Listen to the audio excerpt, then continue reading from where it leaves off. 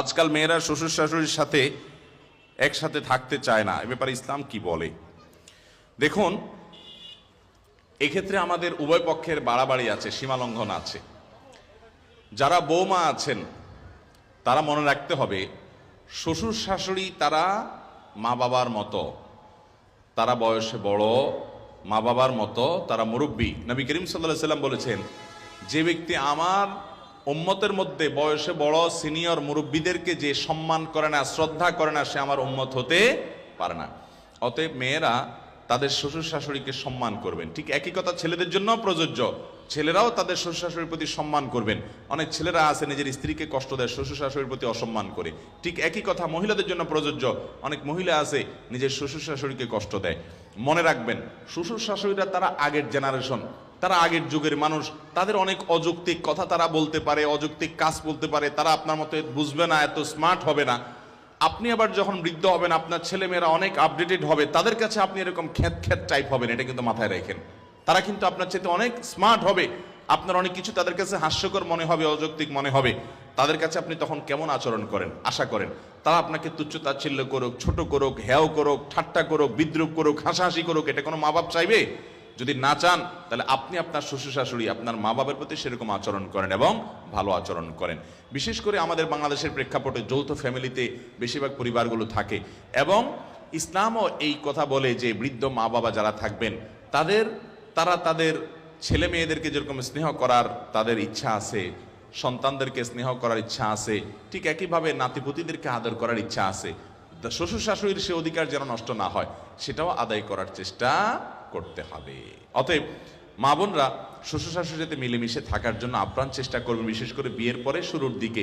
শ্বশুর শাশুড়ি যদি খুব বেশি ডিস্টার্ব করেন, খুব বেশি অত্যাচার বিচার করেন, আপনারা কোনো ভালো আলেমের কাছে যাবেন।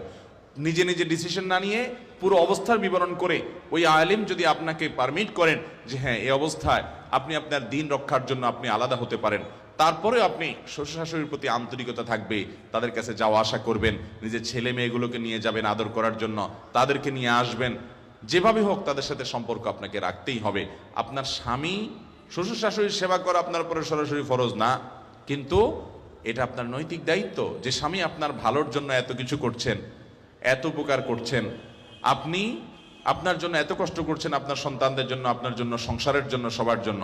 সে শাশুড়ি, তার শ্বশুর শাশুড়ি খেদমত করা স্বামীর নিজের কর্তব্য, তিনি বাহিরে সারাদিন উপায় উপার্জন করেন, তাহলে তার অগোচরে তার দায়িত্বটা পালন করা এটা আপনার নৈতিক অধিকারের মধ্যে পড়ে, সেটা আপনি করবেন। এবং মনে রাখবেন, আজকে আপনি বউ, একসময় শাশুড়ি হবেন, আজকে আপনি ছেলে, একসময় শ্বশুর হবেন।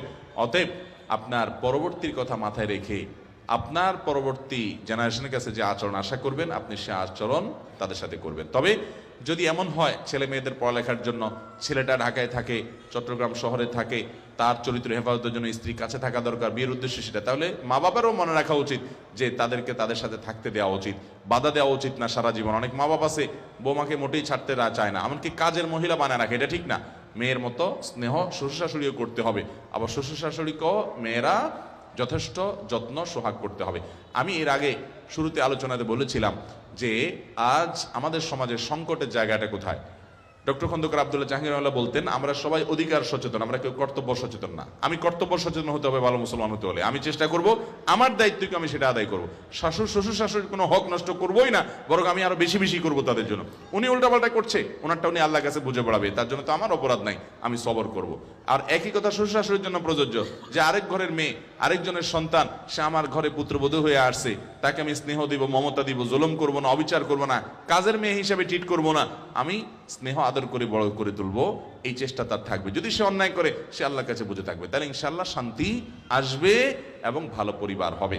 আমাদের আজকাল বোনরা বিশেষ করে শ্বশুর শাশুড়িকে সহ্য করতে পারেন না, এটা একটা ব্যাপক আকার ধারণ করেছে।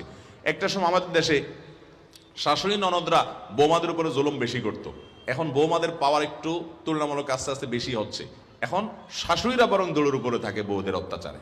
ঠিক না ভাই? ঠিক। দিন আস্তে আস্তে ঘুরতেছে। তো মনে রাখবেন, একজন ভালো মুসলমান হতে হলে তাকে সর্বাবস্থায় তাকে অন্যের অধিকারের পরে তাকে সচেতন হতে হবে যে তার অধিকারগুলো কি কি। আল্লাহ তাআলা আমাদের সবাইকে নিজের প্রাপ্য, নিজের অধিকারের ব্যাপারে সচেতনতার চাইতে অন্যের অধিকার কি আছে আমার কাছে, সে ব্যাপারে সচেতন হওয়ার তৌফিক দান করুন। তাহলে বৌমারা শ্বশুরের সাথে মিলেমিশে থাকবেন এবং যথাসম্ভব নাতি নাতনিদেরকে তাদের আদর করতে ইচ্ছা করে সেটা সুযোগ দিবেন।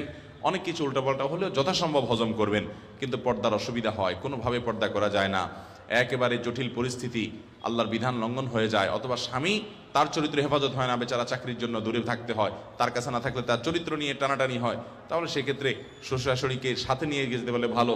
যদি তারা যেতে না চান তাহলে দূরে যদি যাওয়াও লাগে তাদেরকে বোঝানো যে আম্মা এই জন্য যাইতে হচ্ছে, আব্বা এই জন্য যাইতে হচ্ছে, এবং তাদেরকে আস্থায় রাখার চেষ্টা করা, বেয়াদবি না করা। শাশুড়িদেরও মানসিকতা থাকতে হবে যে সংসার বড় হয়ে গেলে নাতি নাতিদের পড়ালেখার জন্য শহরে যাওয়া লাগতে পারে, ছেলের সাথে থাকা লাগতে পারে, ছেলের চরিত্র হেফাজত করা অনেক বড় ব্যাপার, বিধায় সেই সহযোগিতা শ্বশুর শাশুড়িকেও করতে হবে। আল্লাহ আমাদেরকে বোঝার তৌফিক দান করুন।